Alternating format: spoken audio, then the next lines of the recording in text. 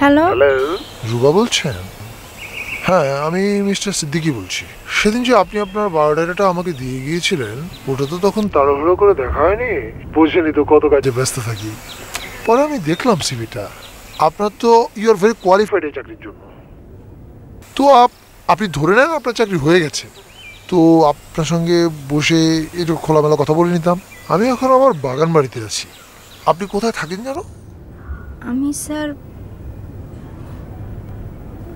ফরাশগঞ্জে আছি। ও আচ্ছা, ফরাজগঞ্জে কোনো অসুবিধা নাই। ওখানে আমার একটা গাড়ির গ্যারেজ আছে। ওই গ্যারেজকে আমি বলে দিচ্ছি, তারা একটা গাড়ি নিয়ে সূত্রপুর থানার সামনে যাবে। আপনি ওই গাড়িটাতে চেপে সোজা চলে আসুন আমার এখানে। Don't be late. আমি কিন্তু আপনার জন্য অপেক্ষা করছি এখানে। হ্যাঁ, বাই।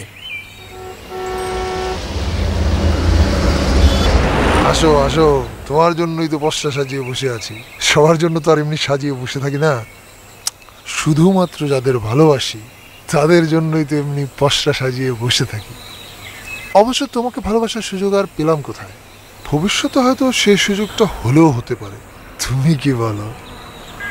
কি ঘাবড়ে যাচ্ছ নাকি প্রশ্ন শুনে? ঘাবড়াবার কিছু নেই। আমি কারো উপরে জোর করি না, কারো উপরে হামলা করি না। আমার উপরে আমি চাই সবাই এসে হামলে পড়ুক। আমার উপরে হামলে না পড়লে আমি কাউকে গ্রহণ করি না। কিন্তু তোমার ভয় পাওয়ার কোনো কারণ নেই। আমি কি করব? মাতলামো করব না, চোর করব না। আমি বড় জোর তোমার হাত দেখতে চাইব। তোমার হাত দেখে বলে দেব তোমার ভবিষ্যতে কি আছে। তোমার হাত কার হাতে পড়েছে তুমি জানো?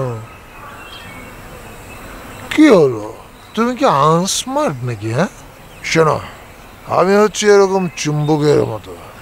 আমার কাছে সবাই ছুটে ছুটে আসে, ছুটে ছুটে আসে, ছুটে ছুটে আসে।